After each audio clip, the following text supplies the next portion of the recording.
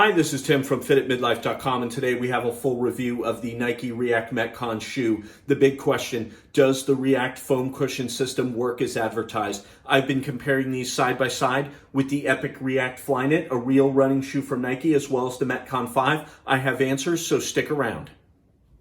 Okay, first, a quick recap of what makes the Nike React Metcon special. It's based on the Metcon 5. There are a lot of similarities. The outsole is the same. The diamond shape heel, which is nice and firm for lifting heavy weights. The low drag heel counter, so you have minimal friction against the wall when you're doing handstand push-ups, the same. And that massive rope wrap with a grippy-like outsole material for rope climbs and protecting the shoe is there as well. But there are major differences also. Speed lacing instead of normal laces. No fly wire, no midfoot strap. The upper is made from Flyknit, which is Nike's yarn-like knit material for a very close-fitting sock-like fit and feel. And there's no dual density drop-in midsole.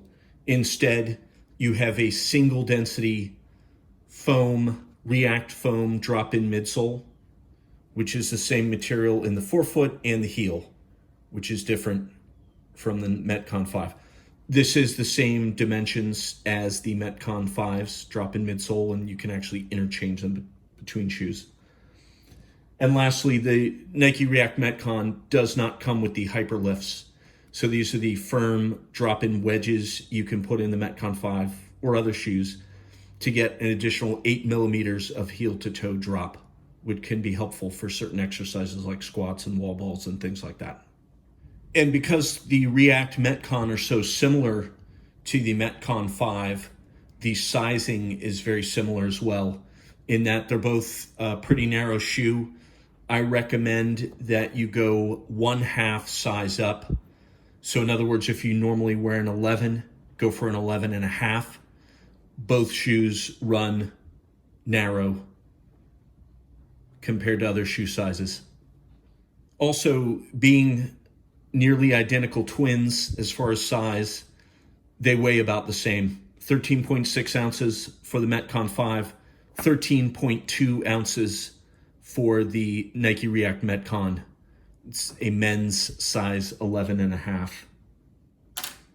So let's talk about the most important feature, the React foam cushion. The React foam is supposed to be reactive, or in other words, provide rebound or energy return. It's supposed to put a percentage of the energy from each footfall back in your next step. And that has been the selling point for React since it was released. And I'll be honest, when I first tried these out, I was underwhelmed.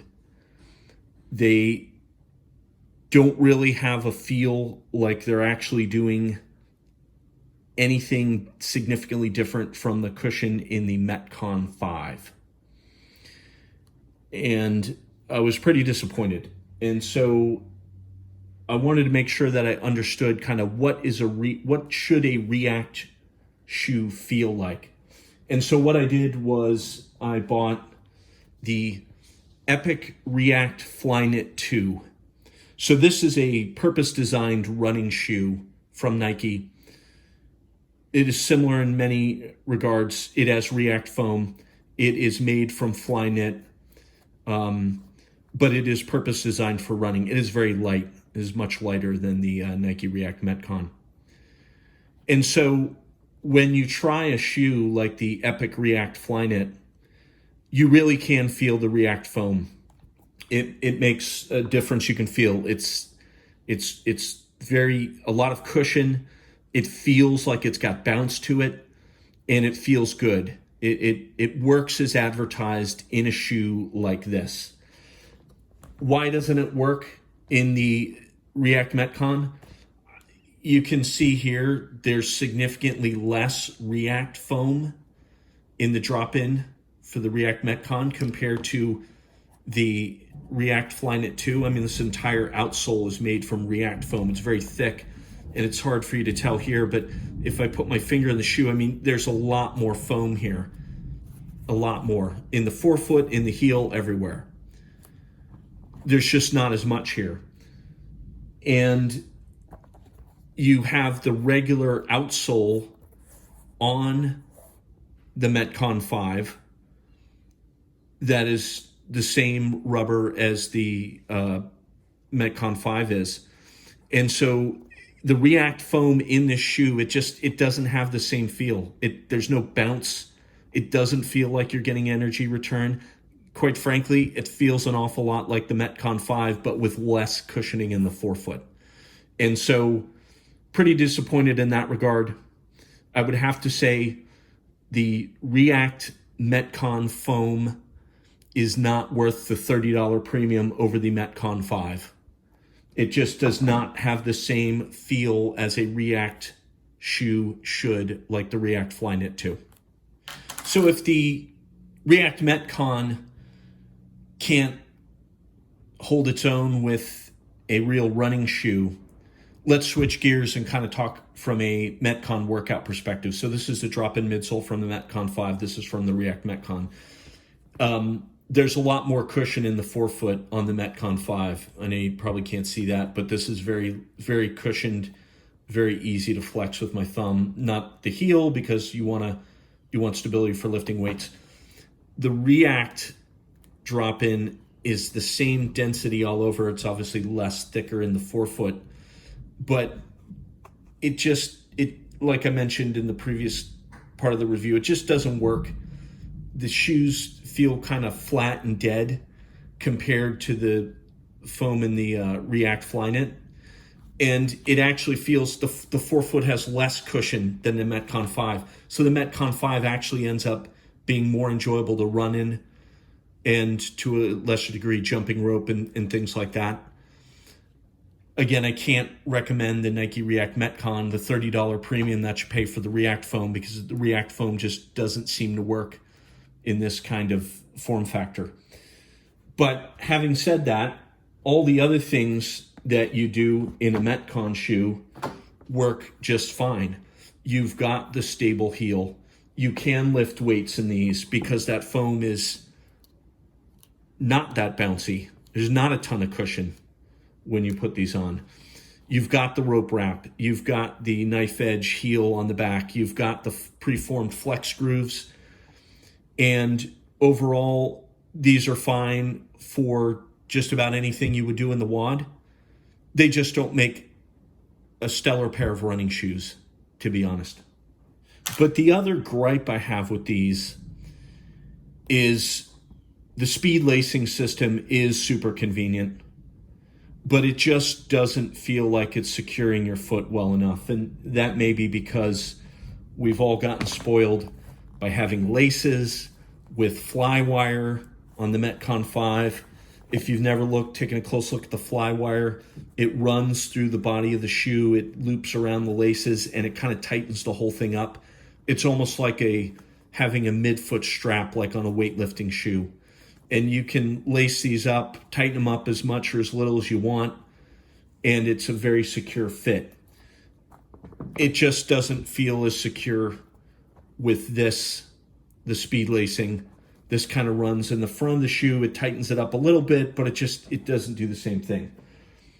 Now you might be wondering, okay, then what's so great about the laceless fit of the Metcon Sports? And the big difference there is, of course, that there's actually a midfoot strap, which kind of does what the laces or the fly wire would do. And so while the whole no laces thing works in the Metcon Sport, because you've got the midfoot strap, it just doesn't feel like such a great idea on the Nike React Metcon. I will say these are comfortable just wearing them around. I do like not having to tie shoelaces. It doesn't really matter in those cases, but it feels less secure when working out. Specifically when running, jumping rope, things like that. For lifting weights, it doesn't really matter that much. But overall, I think the lack of any sort of midfoot strap or something equivalent is a weak point of the Nike React Metcon. Okay, so in summary, if you are looking for a running shoe with React foam, I think you're going to be disappointed with the Nike Metcon React. The drop-in midsole React foam just does not give the same React experience that you get in a shoe like the Epic React Flyknit 2. There's more React foam here. It's the outsole, it's the midsole, it's very thick. You get a nice Flyknit feel, lightweight shoe. It has the bounce, it has the energy return. You can feel the difference immediately when you put these shoes on. In comparison, the React Metcon doesn't have that same feel. It feels flat, it feels dead. Quite frankly, it doesn't feel much different than the regular Metcon 5, which is $30 cheaper and has more cushioning in the forefoot that you can feel. Being that the Metcon 5 also has laces and flywire and you can secure it better than the quick lacing on the Nike React Metcon, I would recommend the Metcon 5 for most people over the Nike React Metcon. If you want a WOD shoe for running, I still recommend the Nike React Metcon 2. This is a freestyle running shoe. It is radically different than the Metcon 5, but you can run in these. There's more cushion. You can lift weights. It is firm enough for that, and it has great flexibility. So the Nike React Metcon 2, it's the shoe that does running the best for WOD-style workouts, in my opinion. But again, I recommend the Metcon 5 for most people. If you like this sort of review, please subscribe. We'll post more as Nike releases more shoes. Thank you. Have a good day.